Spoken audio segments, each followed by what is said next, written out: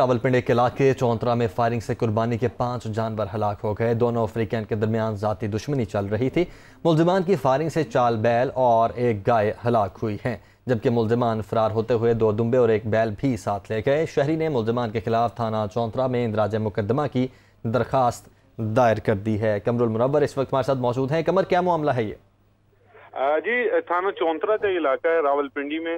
एक कारोबारी रंजिश पर इब्तदाई तौर पर पुलिस ने यह बताया है कि ये साबका दुश्मनी थी, जिस पर 2 ग्रुपों के दरमियान ये तसादुम हुआ और इस तसादुम के नतीजे में फायरिंग की गई और मुल्जिमान ने 4 बैल और 1 गाय जो है इसको फायरिंग करके जो है वो हलाक कर दिया। ताहम मुल्जिमान जो इसमें मुद्दई हैं उनकी जानिब से पुलिस को बताया गया कि 2 अदद जो जानवर हैं वो और 2 बैल मुल्जिमान अपने साथ भी ले गए हैं। ये फायरिंग का तबादला जो है चौंतरा के इलाके में हुआ। इब्तदाई तौर पर पुलिस का ये कहना है कि ये पुरानी साबका दुश्मनी थी, जिस पर ये फायरिंग हुई और इस फायरिंग के नतीजे में कुछ जानवर जो हैं उनको गोलियां लगी और वो वहां पर। तो यानी कि ये सब कुछ पुरानी दुश्मनी के नतीजे में हुआ है। कमर, बहुत शुक्रिया आपका।